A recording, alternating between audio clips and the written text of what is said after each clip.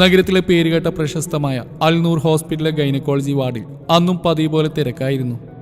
നിറവയറും താങ്ങി ആകുലതയോടെ നടക്കുന്ന യുവതികളും കുഞ്ഞുങ്ങളുമായി വന്നവരും ആദ്യമായി ഗർഭിണിയാണെന്നറിഞ്ഞ സന്തോഷത്തിൽ കൈകോർത്ത് പിടിച്ച് നടക്കുന്ന യുവ മിഥുനങ്ങളുമടക്കം കുറേ പേര് അക്ഷമയോടെ അവിടെ ഇരിക്കുന്നു. എപ്പോഴോ ഉറങ്ങിപ്പോയ നരച്ച സാരി ധരിച്ചൊരു വൃദ്ധ ഞെട്ടലോടെ എഴുന്നേറ്റ് കണ്ണു തിരുമ്മി മുഖം തുടച്ച് ചുറ്റും നോക്കി അവർ അമ്പരന്നുപോയി.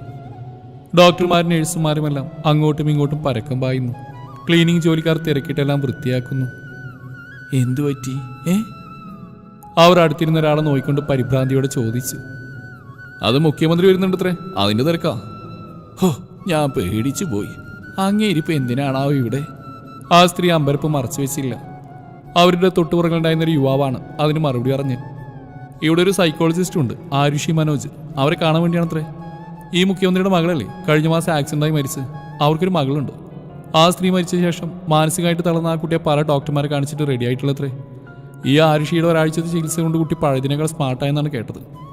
അപ്പോൾ ഡോക്ടറെ കണ്ട് നന്ദി പറയാൻ വരികയാണെന്ന് കേട്ടു. ശരിയാണ്, നമ്മുടെ CP ബ്രിഡ്ജ് ഇല്ലേ, അതിൻ്റെ ഉദ്ഘാടനത്തിന് വന്ന ആ മൂപ്പര്. അപ്പോൾ ഇവിടെ വന്ന് ഇവരെ കണ്ട് അനുമോദിച്ച് പോവാമെന്നാണത്രേ. അവരുടെ സംസാരം ശ്രവിച്ചിരുന്ന മറ്റൊരാൾ പറഞ്ഞു. ആരുഷി, ആരു! ഷബാനയുടെ വിളിയേട്ട് ആരുഷി തലയുയർത്തി നോക്കി. മോളാണല്ലേ ഇന്നത്തെ താരം. എനിക്ക് ആ സംഘമൊന്നും കാണാൻ പറ്റിയില്ല. 1-2 പേഷ്യൻസ് ഉണ്ടായിരുന്നു. അൽഹംദുലില്ലാ ഡെലിവറി കഴിഞ്ഞിപ്പോൾ ഫ്രീ ആയതേ ഉള്ളൂ. ഷബാന ആരുഷിയുടെ തോളിലും തട്ടി. ഒന്നും പറയണ്ട മോളെ, എനിക്കാണെങ്കിൽ കയ്യും കാലും വിറച്ചിട്ട്. മീഡിയയുടെ ചോദ്യങ്ങൾ വേറെ. എന്തായാലും വല്ല സഹായം വേണമെങ്കിൽ പറയാൻ മറക്കരുതെന്ന് പറഞ്ഞാൽ പോയത്. മാം, ഒരു പേഷ്യൻ്റ് ഉണ്ട്, വരാൻ പറയട്ടെ? ഡോർ തുറന്ന് തല പുറത്തേക്ക് ഇട്ടോ ആരുഷിയുടെ അസിസ്റ്റന്റായ നേഴ്സ് ശില്പ ചോദിച്ചു. ആരുഷി തലയാട്ടി. ഷബാന യാത്ര പറഞ്ഞ് പുറത്തേക്ക് ഇറങ്ങി. സർ, ഇന്ന് ഈവനിങ് പുറപ്പെടാം. 4 മണിക്ക് എയർപോർട്ടിലെത്തണം.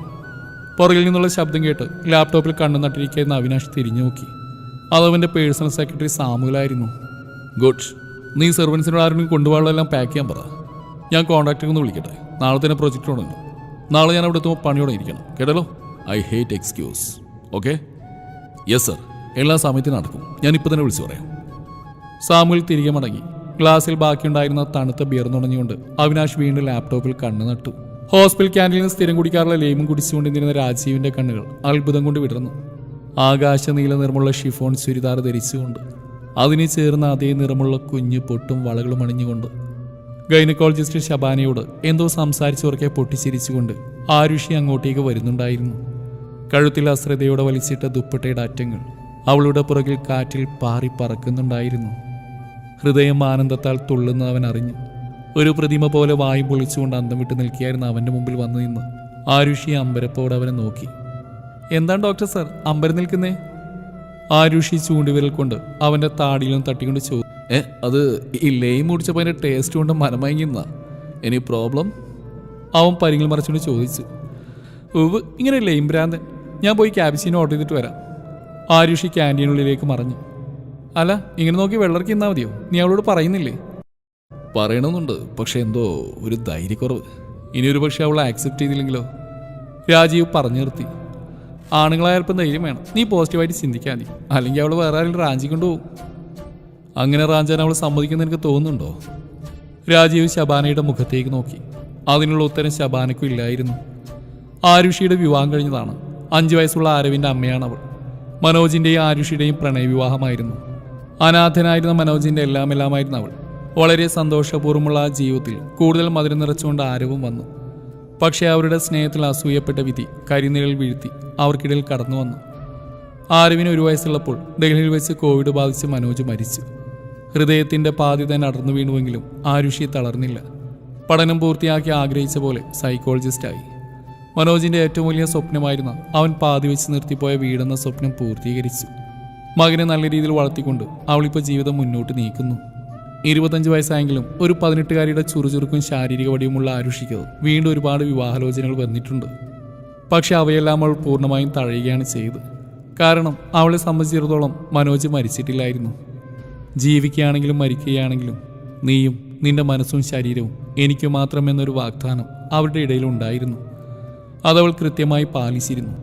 ആരെങ്കിലും വിവാഹിതാണെന്ന് ചോദിച്ചാൽ അതേന്നും, ഭർത്താവ് എവിടെയാണെന്ന് ചോദിച്ചാൽ ഡൽഹിയിലാണെന്ന് വളരെ സാധാരണമായി അവൾ മറുപടി പറഞ്ഞിരുന്നു. അങ്ങനെയുള്ള അവളോട് കഴിഞ്ഞ 2 വർഷങ്ങളായി താൻ അവൾ ആത്മാർത്ഥമായി സ്നേഹിക്കുന്ന കാര്യം പറയാൻ രാജീവിന് അല്പം പ്രയാസകരമായിരുന്നു. എങ്കിലും പ്രതീക്ഷയോടെ അവൻ കാത്തിരുന്നു. വൈകിട്ട് 4 മണിയോടെ ആരുഷിയും കൂടെ ശില്പയും ആരുഷിയുടെ പ്രിയപ്പെട്ട യെല്ലോ കളർ സ്കൂട്ടിയിൽ വീടിന്റെ മുമ്പിൽ വന്ന് നിന്നു.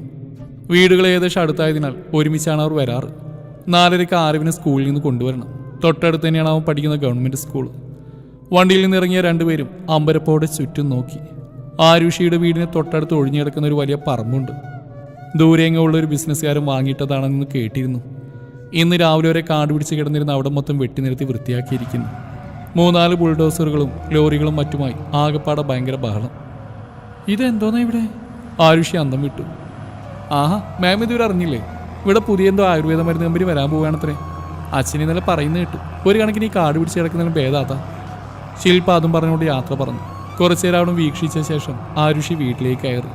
രാത്രിയിൽ ഫുഡ് കഴിച്ചുകൊണ്ടിരിക്കുമ്പോഴാണ് ഫോൺ ശബ്ദിക്കുന്നത് കേട്ടത്. രാജീവ്?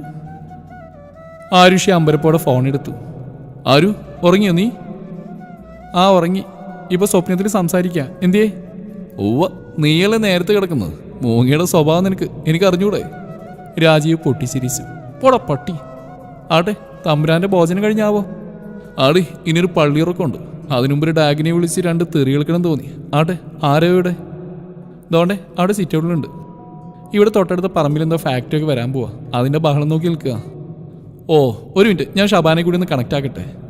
രാജീവ് പറഞ്ഞു കേട്ട ആരുഷി മൂളി. അതൊരു പതിവായിരുന്നു. രാജീവും ശബാനയും ആരുഷിയും അടങ്ങിയ ഒരു സൗഹൃദ പോലെ കുറെ കളിയും ചിരിയും വഴക്കുമായി അവരന്നും പതിവ് പോലെ സമയം നീക്കി. പിറ്റേന്ന് ഹോസ്പിറ്റലിൽ പോയി വൈകുന്നേരം മടങ്ങിയെത്തിയപ്പോൾ വേറെയും ഒരുപാട് ആളുകൾ കണ്ടു. പെട്ടെന്ന് റോഡിലേക്ക് നോക്കി ആരോ എന്തോ വിളിച്ചു പറഞ്ഞതും എല്ലാവരും കൂടെ ചിട്ടയോട് ഒതുങ്ങിയെന്ന് ആകാംക്ഷയോടെ നോക്കുന്നുണ്ടപ്പോൾ ആരുഷി ശില്പയോട് പറഞ്ഞു, കാര്യപ്പെട്ട ആരോ വരുന്നുണ്ടെന്ന് തോന്നുന്നു.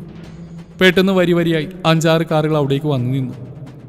അവയ്ക്കൊക്കെ പുറകിലായി ഒരു കറുപ്പ് ഫെറാറിയും ചീറിപ്പാഞ്ഞുകൊണ്ട് വന്നു നിന്നു. അടുത്ത നിമിഷം ഡോർ തുറന്ന് അതിനുള്ളിൽ നിന്ന് ഒരാൾ പുറത്തിറങ്ങി. അയാളുടെ പുറകുവശം മാത്രമേ അവർക്ക് കാണുന്നുണ്ടായിരുന്നുള്ളൂ. എക്സിക്യൂട്ടീവ് സ്റ്റൈലിൽ ടക്കിൻ ചെയ്ത വൈറ്റ് ഫുൾ സ്ലീവ് ഷർട്ടും ബ്ലാക്ക് പാൻറ്റും ധരിച്ച അധികം തടിയില്ലാത്ത ഒതുങ്ങിയ ശരീരമുള്ള അത്യാവശ്യം നീളമുള്ള ഒരാൾ അയാളുടെ ഇടത് കൈത്തണ്ടിൽ ഒരു കറുത്ത ഓവർകോട്ട് തൂക്കിയിട്ടിരുന്നു.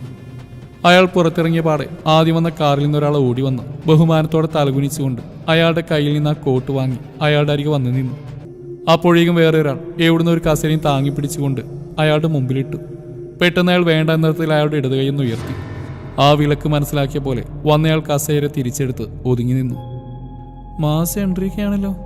ഇയാൾ ആര്? ഹീറോയോ അതോ വില്ലനോ?